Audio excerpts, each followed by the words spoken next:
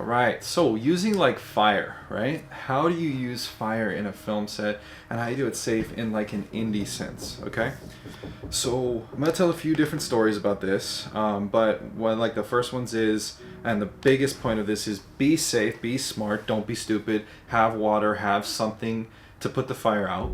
Okay, and I shouldn't have to say that, but I absolutely do have to say that because just people, you got to think, you got to think, man. What are you lighting on fire? How are you lighting on fire? What is the purpose of it? Are you safe? Be safe.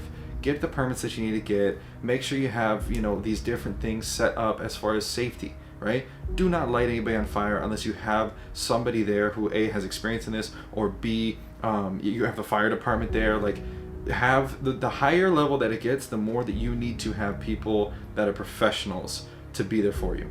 That's just down there, okay?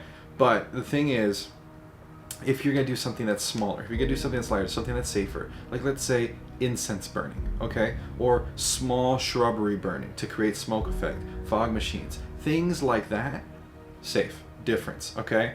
Not 100% safe, because still fire, things can still go wrong.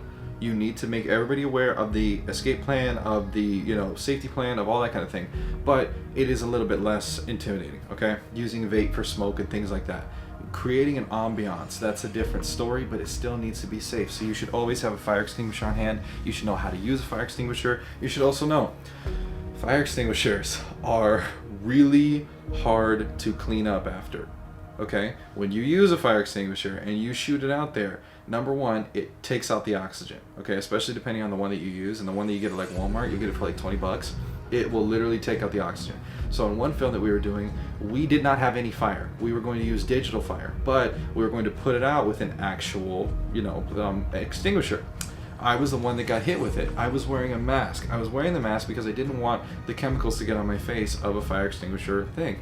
And so when I put that on, I had these holes at the bottom. Well, I figured in my head, and stupidly, I would be okay. I had no idea that when it hit me, I wasn't going to be able to breathe.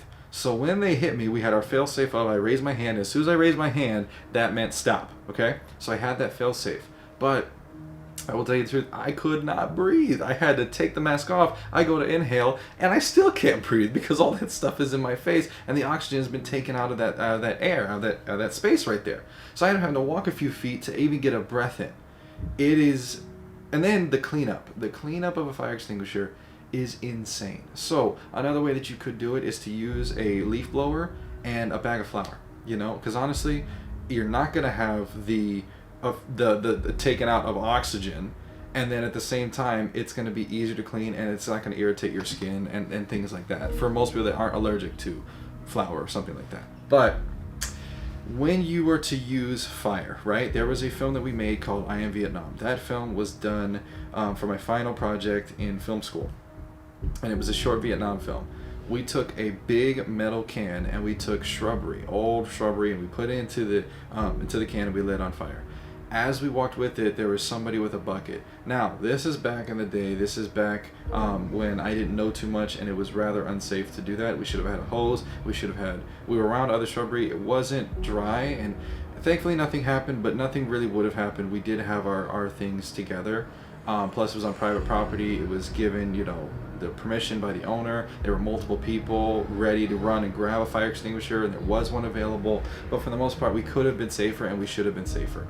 So learning that now and learning that lesson later on, I would have been much safer when it comes to actually using that. However, that worked so well to create a fog and a mist to look like it was foggy, and it was this kind of creepy dead place, and it was after war and all these things. And so there are different things you can do that don't include like a fog machine, that don't include things like that. There are ways and methods that you can use to really create this beautiful ambiance of what you're looking for. When you use haze inside, haze is a cool way to get atmosphere because the sunlight, natural light, really does it well. Will hit that and reflect off and create a really unique look. Now, especially the lenses that you have, anamorphic lenses can really pick up on this and make a beautiful image.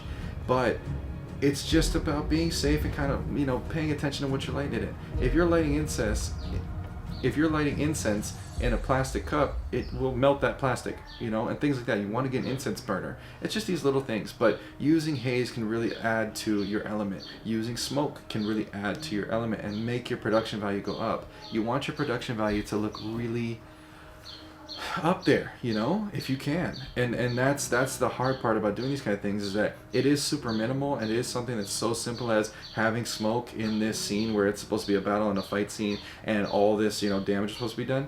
Having smoke, even if it doesn't necessarily make sense to have smoke, having smoke, even though it doesn't really make sense to have smoke, really will add production value to your film, because it's something, whereas you would have nothing in that case, even though in reality it would just be a bunch of blown up pieces and things like that, maybe some water. You don't have those things. You don't want to destroy the house. So adding a little bit of haze, a little bit of smoke can kind of give the audience that little, oh, okay, I can see what's going on. That's really cool. When you're doing fire, you need to be safe. That is the most important thing. Use it productively, use it sparingly. Don't do a lot of chemicals. Like, there are these different pieces of paper that you can get that are smoke paper. You light them on fire. That chemical is so potent it could damage your lungs. So just be kind of mindful of that. How are you using it in an enclosed space? Where are the fire alarms? What's going to happen with this? What's going to happen with that? Just kind of be prepared on to how you're going to use the effect. Whenever you use effects like that and you're using stunts, you really need to do your homework on the stunt. How is it going to go? Why are we doing it like this? What's the safest way, the cheapest way, but the safest way, to make this happen? And then getting people, if it's an actual stunt or if it's something that is dangerous, you need to get people that can do the stunt, are professionals, or as close as you can get to professionals, and you need to make sure that you have all of the safety net around them to what to do if something goes wrong, because things can definitely go wrong, and things will definitely go wrong. And you as a filmmaker, it is a whole different thing that you just have to kind of adapt to, and it is really hard to live with when something goes wrong on your set and somebody gets hurt.